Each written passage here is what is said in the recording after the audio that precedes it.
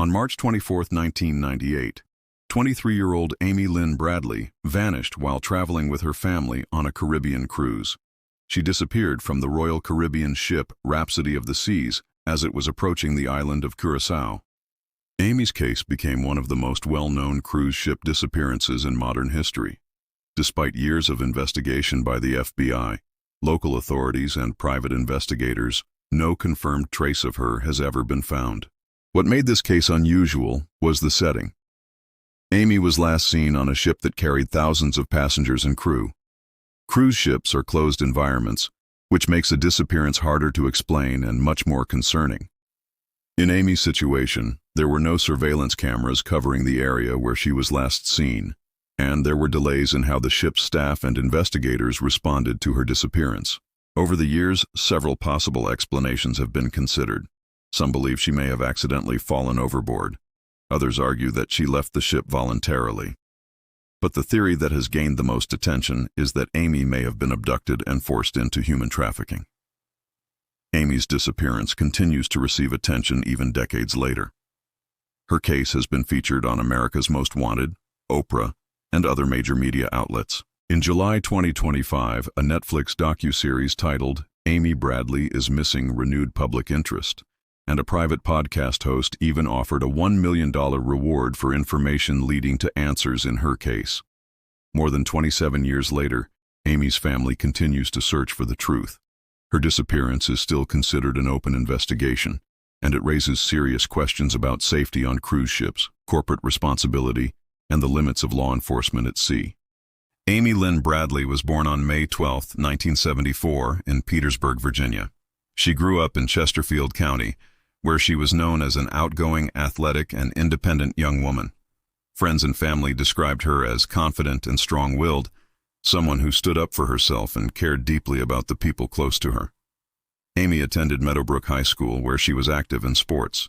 She later went on to play basketball at Longwood College, now Longwood University, in Virginia. She graduated in 1996 with a degree in physical education.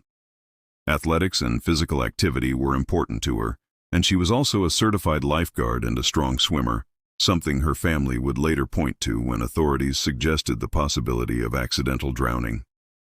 By 1998, Amy was living on her own in Chesterfield, working in a computer consulting company. Her career was just beginning, and her family said she was excited about her future. She was also considering graduate school. Amy came from a close-knit family. Her parents, Ron and Iva Bradley, and her younger brother, Brad, were very involved in her life. The family often spent time together, and they decided to take a vacation cruise in March 1998 as a way to celebrate Brad's recent college graduation. The trip was meant to be a joyful family experience. However, Amy reportedly had some anxiety about going on the cruise. According to her mother, Amy was not entirely comfortable with the idea of being on a large ship surrounded by strangers. Still, she agreed to go because it was a family event, and she wanted to support her brother. Her personality is important in understanding this case.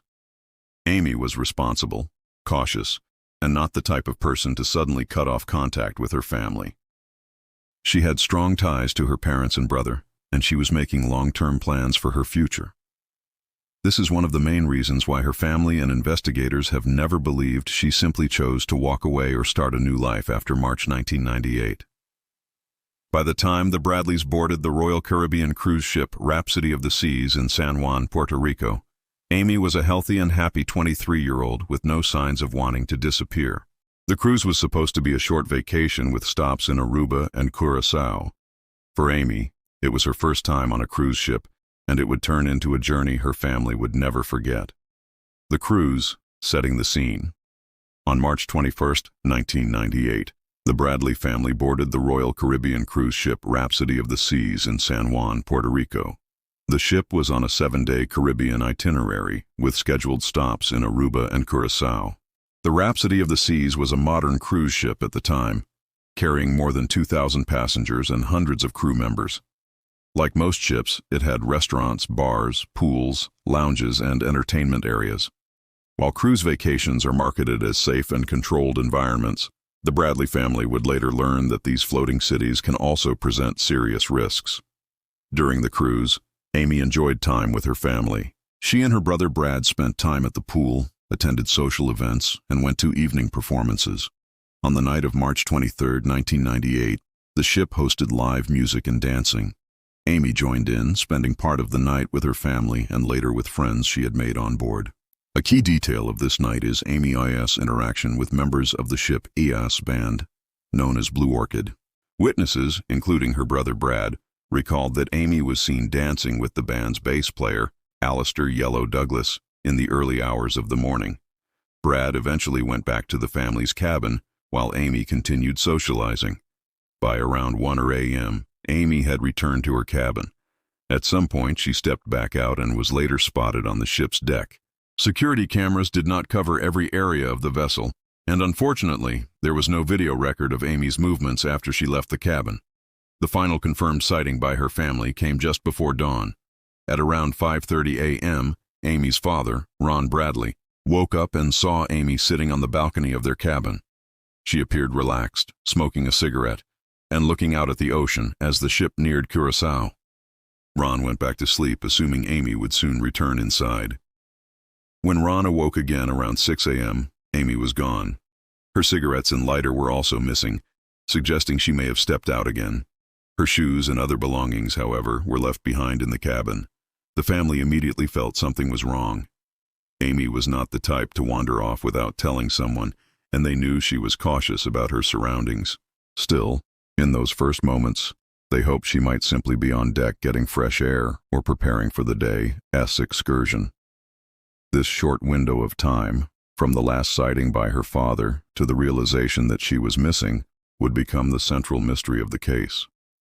How could Amy disappear in such a brief period from a ship where every exit point was controlled?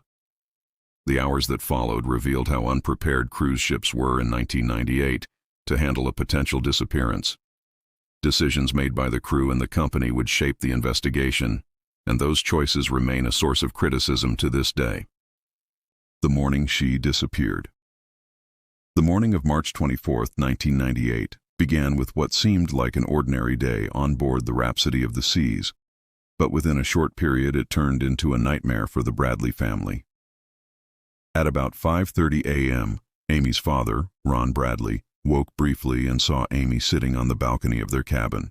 She appeared to be awake, smoking a cigarette, and looking out toward the water. Believing she would soon come back inside, Ron went back to sleep. When Ron woke up again around 6 a.m., Amy was no longer on the balcony. At first, this didn't raise alarm. Ron thought Amy had gone to get breakfast or to meet her brother Brad. But as time passed, the family realized she wasn't in the cabin, nor was she anywhere nearby. By 6:30 a.m., concern grew. Amy's shoes, clothing, and most of her belongings were still in the cabin. Only her cigarettes and lighter were missing. Her parents, Ron and Iva, began searching the ship. They checked the decks, the pool area, and other common spaces. There was no sign of Amy. Around 7 a.m., the Bradleys reported Amy missing to ship staff. They pleaded with the crew to make an announcement over the intercom and to lock down the ship before passengers began disembarking in Curaçao. However, the staff refused. According to the family, ship officials downplayed their concerns and suggested Amy had likely gone ashore early. This decision proved critical. The ship docked in Willemstad, Curaçao, later that morning, and passengers were allowed to disembark freely. If Amy had been taken off the ship against her will, the chance to stop it was already lost. The Bradleys continued searching on their own, moving from deck to deck and asking other passengers if they had seen Amy. During this time, several people claimed to have spotted someone matching her description in different areas of the ship earlier that morning, though none of these sightings could be confirmed. By late morning, when Amy still had not been found, ship security finally organized a search, but this was hours after she had first been reported missing. The search was limited, and no evidence of Amy was discovered. That same day, the Royal Caribbean staff contacted the local authorities in Curaçao. The Dutch Caribbean Coast Guard conducted searches of the waters near the ship, but nothing was recovered. Curaçao police also became involved, though their jurisdiction was limited because the incident had happened on international waters. The FBI was eventually contacted, but by the time federal agents joined the case, Precious time had already been lost. Key opportunities to secure the scene, interview passengers immediately, and search the ship thoroughly had passed.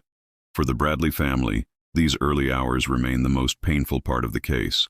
They believe that if the ship had taken their concerns seriously and acted quickly, Amy might have been found, or at least critical evidence could have been preserved. The morning of March 24th ended with more questions than answers. Amy was gone. There were no clear signs of what had happened, and the investigation was already behind. The initial investigation.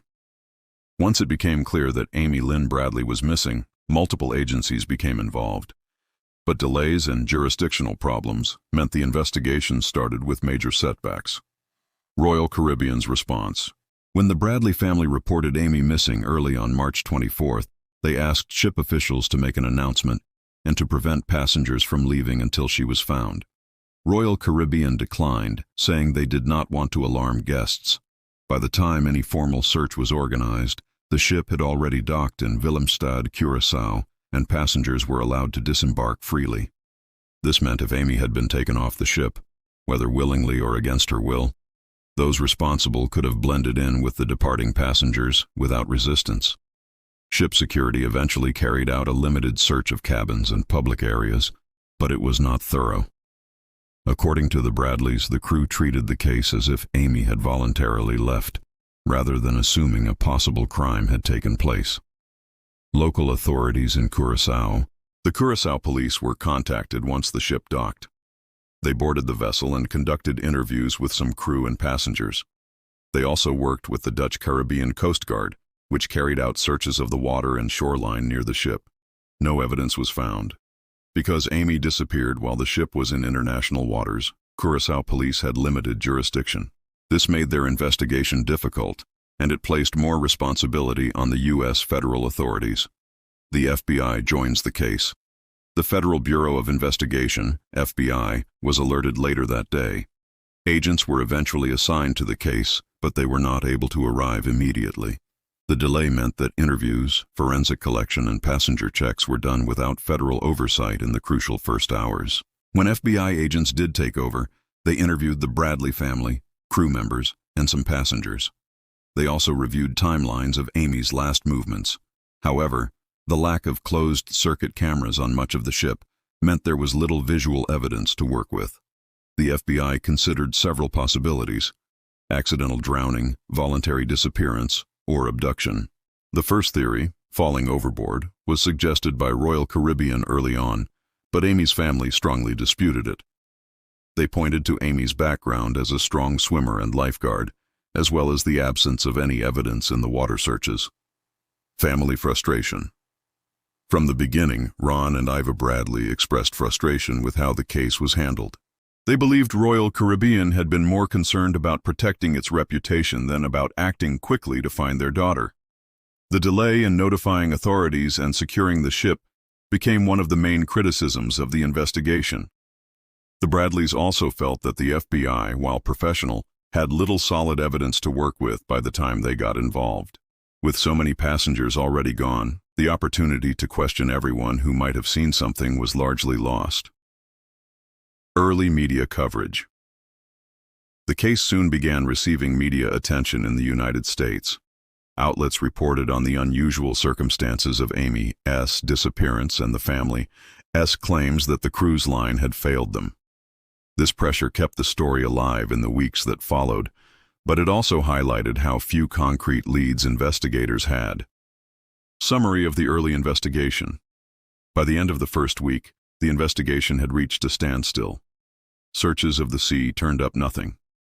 Interviews produced no confirmed sightings. And without physical evidence, authorities could not say with certainty what had happened to Amy. The initial investigation is often described as a series of missed opportunities. Had the ship been locked down immediately, had passengers been questioned before disembarking, or had surveillance been more widespread, investigators might have had a clearer picture. Instead, the case was left open-ended, setting the stage for years of speculation and unconfirmed leads. Theories and suspicions. Since March 1998, investigators, journalists, and the public have debated how Amy Lynn Bradley disappeared from the Rhapsody of the Seas. With no physical evidence and conflicting witness reports, several theories have emerged. Each has been examined by authorities and the Bradley family, but none have been proven. 1.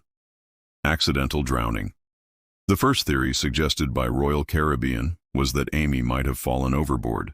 Cruise lines often raise this possibility in missing passenger cases, especially when someone is last seen near open decks. However, Amy's family strongly rejected this explanation. They pointed out several facts. Amy was a certified lifeguard and a strong swimmer.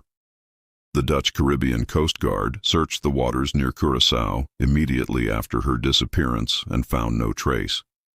Amy's belongings, including shoes and clothes, were left in the cabin, suggesting she had not planned to swim or leave suddenly.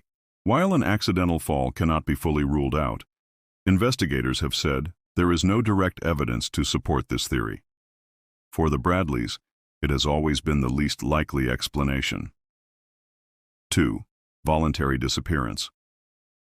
Another theory is that Amy may have chosen to leave the ship on her own while it was docked in Curaçao. Supporters of this theory suggest she might have wanted independence or a new life. This explanation is also disputed by her family. Amy had strong ties to her parents and brother, as well as long-term career and education plans. She had brought along essentials for the cruise but left behind her identification, credit cards, and personal items in the cabin, things she would have needed if she intended to start fresh somewhere else. In addition, the Bradleys described Amy as cautious and unlikely to simply vanish without contact. The FBI has never considered voluntary disappearance a strong theory. 3. Abduction and human trafficking. The theory that has received the most attention is that Amy may have been abducted and forced into human trafficking. This idea emerged after several reported sightings of women matching Amy's description in Curaçao in the years following her disappearance. Supporting points include: on the night of March 23rd, Amy was seen dancing with members of the ship's band Blue Orchid. Her brother recalled that crew members seemed unusually interested in her during the cruise. After her disappearance, multiple witnesses reported seeing Amy on the island. In one case, a U.S. Navy sailor claimed he met a woman in a Curaçao brothel in 1999 who told him, "My name is Amy Bradley. I need help." He later identified her photo. In 2005, photographs surfaced online that some believed showed Amy working in the sex industry. While disputed, the images added to suspicions. Human trafficking is known to be active in the Caribbean, where international ships and ports provide opportunities for illegal networks. Amy's family has long believed this is the most likely scenario. They argue that the combination of crew behavior, witness sightings, and trafficking activity in the region makes it the most credible explanation. 4. Foul play involving crew members. Linked to the trafficking theory is the idea that crew members may have played a role in Amy's disappearance. Ron and Iva Bradley have spoken publicly about how certain crew members showed interest in Amy during the cruise, asking about her whereabouts and even making comments that alarmed the family. One band member, Alistair Yellow Douglas, was interviewed by the FBI and later appeared on America's Most Wanted to deny involvement. While there has never been evidence directly connecting crew to her disappearance, the Bradleys remain convinced that someone on board knew more than they admitted. Why theories differ. The wide range of theories reflects how little concrete evidence was collected in the crucial first hours. Without surveillance footage, physical evidence, or reliable timelines, investigators were left to piece together second-hand accounts. Theories about Amy's fate are also shaped by broader issues. Cruise line liability, suggesting an accident limits company responsibility, while abduction raises questions about ship security. Jurisdiction limits. Crimes at sea fall into complex legal categories, sometimes making enforcement weaker. Public fascination. Trafficking theories gain traction because they explain how someone could vanish in such a controlled setting. Current consensus today. Most independent observers consider abduction and trafficking to be the most likely explanation, though it remains unproven. The FBI continues to classify Amy as a missing person under suspicious circumstances. Her case highlights how vulnerable passengers can be in closed environments like cruise ships, where quick action is crucial but not always taken. For the Bradley family, the lack of closure means all possibilities remain open, but their belief has always been that Amy did not simply fall or walk away. Reported sightings. All sightings below are reported and unconfirmed by authorities. After Amy disappeared, a number of people reported seeing a woman who looked like her in and around Curaçao. None of these reports have been verified by law enforcement. The FBI continues to list Amy as a missing person. 1. Taxi driver tip. April 1998. When Amy's father and brother returned to Curaçao a few weeks after she vanished, a taxi driver approached them after recognizing Amy from a flyer. He said he had seen a woman matching Amy's description near the port area on March 24th, trying to find a phone. Authorities did not corroborate this account. 2. Beach sighting by a Canadian tourist. August 1998. Canadian diver David Carmichael reported seeing a woman on Playa Porto Marie whose appearance and tattoos resembled Amy's, including a Tasmanian devil tattoo. He said the woman was walking with two men and seemed as if she wanted to speak when she heard English, but then continued on with the men. This sighting remains unconfirmed. 3. U.S. Navy Petty Officer in Curaçao, January 1999. U.S. Navy Petty Officer Bill William Hefner later told investigators and documentary producers that, while on shore leave in Curaçao, a woman in a brothel identified herself as Amy Bradley and asked for help. He did not report the encounter immediately. He later came forward after recognizing Amy in media coverage. Authorities have not verified the identity of the woman he met. 4. Jazz photos sent to the family, 2005. In 2005, the family received a set of explicit photographs from an adult website showing a woman labeled Jazz, whose face and some features resembled Amy. According to reporting that summarizes the case and interviews from the 2025 Netflix docuseries, an FBI analysis concluded the woman in the photos was Amy. However, investigators were unable to trace the website's IP and no charges followed. The FBI has not published a standalone public statement confirming that conclusion on its site, and Amy remains listed as missing. 5. Barbados restroom account, 2005. Also reported in the 2025 coverage, a tourist named Judy Moorer said she encountered a woman in a Barbados restroom who told her name as Amy after a group of men left the room. Authorities did not confirm that the woman was Amy. What's verified versus what isn't? Verified, official. Amy disappeared from Rhapsody of the Seas in the early hours of March 24, 1998. She is still missing and listed on the FBI site, with identifying details such as multiple tattoos. Not verified, public reports. The taxi driver tip, 1998. The beach sighting by David Carmichael, 1998. The Navy Petty Officer's brothel account, 1999. The Jazz photographs, 2005. And the Barbados restroom account, 2005. These remain unconfirmed and should be presented as allegations or witness reports, not established facts. Why these reports matter in the case narrative? They explain why the abduction trafficking theory persists. Multiple reports place a woman resembling Amy on land after the ship docked, sometimes with controlling men, and sometimes noting her distinctive tattoos. None have produced conclusive evidence, but they have influenced public and media attention for decades. The family's fight for justice. From the first hours after Amy's disappearance, her parents Ron and Iva Bradley refused to give up searching for their daughter.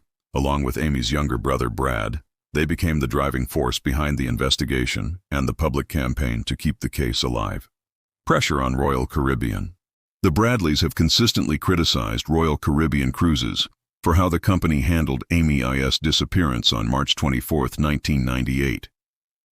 They argue that the cruise line failed to secure the ship, delayed making announcements, and allowed passengers to disembark in Curaçao before a full search was completed. In their view, this may have allowed evidence, or even Amy herself, to leave the ship. Ron and Iva spoke publicly about how they felt the company prioritized protecting its image over helping the family. These claims have been repeated in interviews and documentaries. Royal Caribbean has maintained that it cooperated with authorities, but the Bradleys' criticism remains a central part of the case's history. Media appearances. The family quickly turned to the media to draw attention to Amy's disappearance. Their story was featured on America's Most Wanted, which aired multiple segments about the case. The program helped spread awareness internationally and brought forward new tips, including the reported sighting from the U.S. Navy petty officer in Curaçao. Amy's parents also appeared on the Oprah Winfrey Show, where they spoke directly to millions of viewers about their daughter and their frustration with the investigation. These appearances gave the case a higher profile than most missing person cases, keeping Amy's name in public conversation. Work with law enforcement and investigators. Over the years, the Bradleys have worked closely with the FBI, local authorities in Curaçao, and private investigators. They followed up on every reported sighting, from the beach accounts in 1998 to the photographs in 2005. Each time a new lead surfaced, Ron and Iva traveled, searched, and pressed investigators for answers. For example, when the jazz photographs reached them in 2005, they immediately pushed for FBI analysis and for further tracing of the source. Despite their efforts, none of these leads resulted in proof of Amy's whereabouts. Public campaigns and advocacy beyond media appearances. The family has worked to keep Amy's case active through missing person networks, posters, and later through online platforms.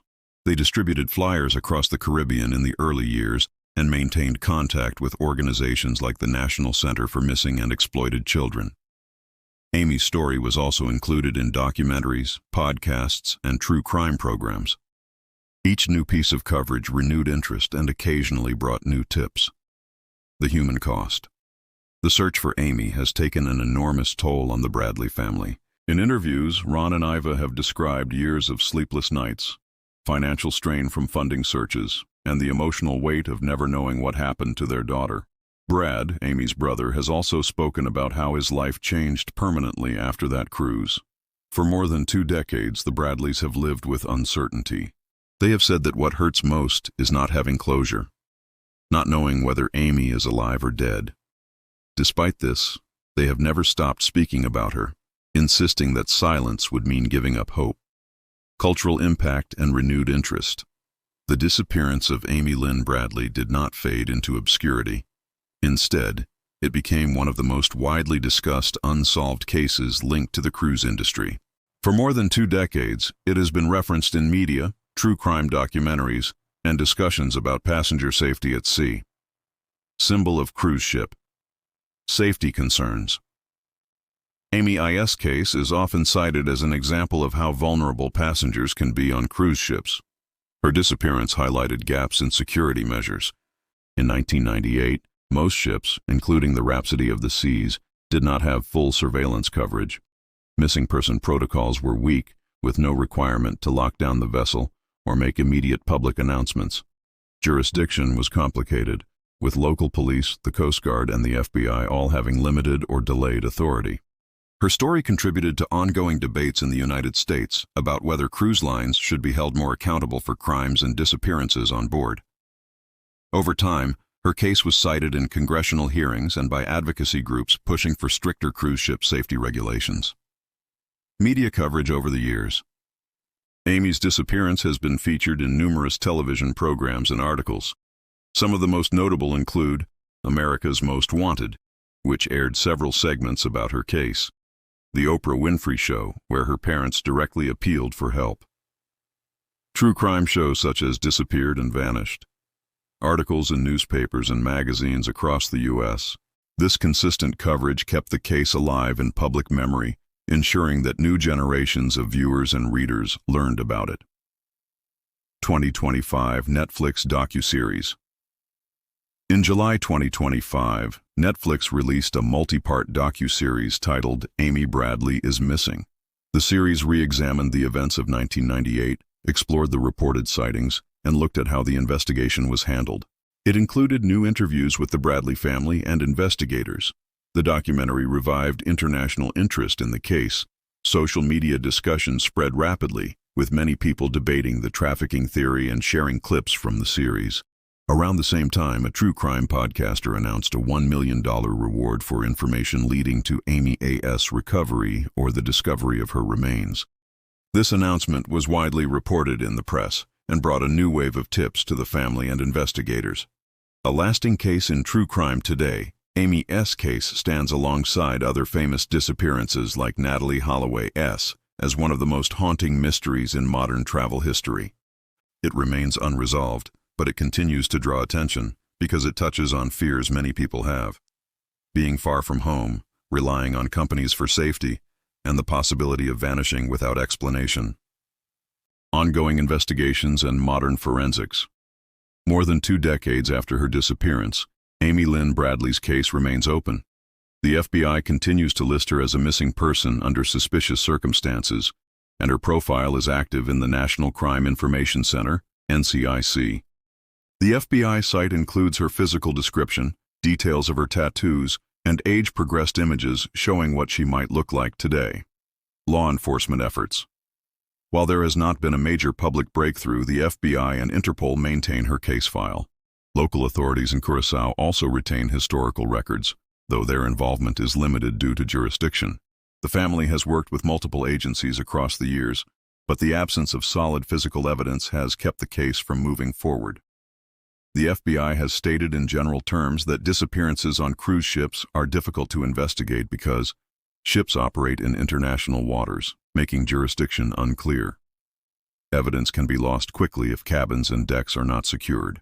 Thousands of passengers may come and go, making it hard to track movements. Amy's case illustrates all 3 of these challenges. Modern forensic tools, advances in forensic science since 1998, have raised hope that older cases could see progress.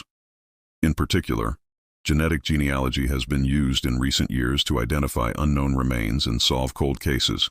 If remains linked to Amy were ever discovered, DNA testing could confirm her identity quickly. Facial recognition technology could, in theory, be used to re-examine the photographs and videos that have surfaced over the years. Digital tracing of online materials, such as the 2005 jazz photographs, is more advanced today than when investigators first looked at them. However, unless new leads surface, these tools cannot be applied. Private investigations.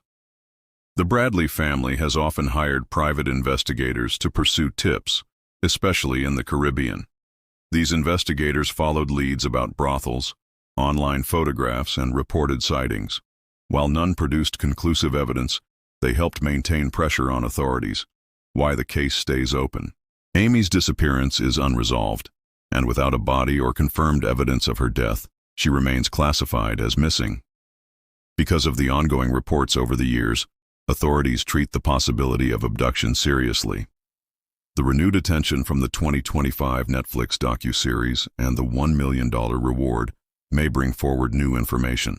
For law enforcement, public awareness can be a powerful tool, as even small tips may lead to breakthroughs. Reflection and legacy.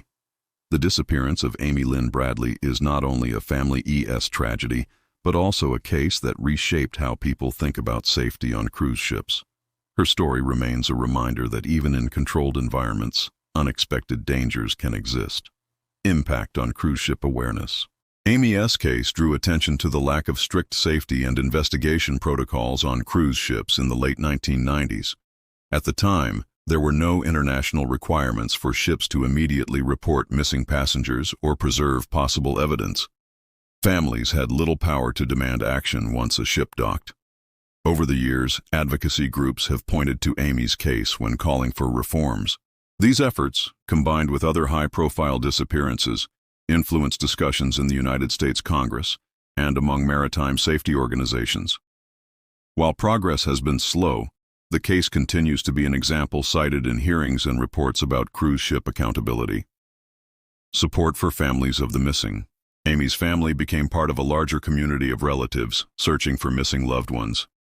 Their persistence has inspired other families to push for media attention, legislative action, and international cooperation. The Bradleys' public appeals have shown how powerful family advocacy can be in keeping a case alive long after official investigations stall. Why the case still resonates. For many people, Amy's disappearance is haunting because it combines 2 elements: the familiarity of a family vacation and the fear of vanishing without a trace. She was young, accomplished, and close to her family. The setting, a cruise ship, meant to be safe and relaxing, only deepens the sense of unease. Her story also continues because it has no resolution. The possibility that she may have been abducted and could still be alive keeps hope alive, even nearly 3 decades later. Amy's case stands as a lasting symbol of unanswered questions, of the need for stronger protections for travelers, and of a family's determination never to forget. Today, more than 27 years after her disappearance, Amy Lynn Bradley is still missing. Her case remains open with the FBI, and her family continues to hope for answers. Despite searches, reported sightings, and media attention, there has never been confirmation of what happened on March 24, 1998, aboard the Rhapsody of the Seas. For the Bradleys, every year without closure is a reminder of how many questions remain. They have said that silence is not an option, that keeping Amy's story alive is the only way to keep pressure on those who might know something. This case is also a lesson for all travelers. It raises questions about safety, accountability, and the responsibilities of large companies when people go missing. It also shows how quickly evidence can be lost when procedures are not followed in the critical first hours. If you know anything about the disappearance of Amy Lynn Bradley, you can contact the FBI or submit a tip through official missing persons channels. For her family, even the smallest piece of information could bring the answers they have been waiting for since 1998. What do you think happened to Amy Lynn Bradley? Do you believe she fell overboard, chose to leave, or was taken against her will?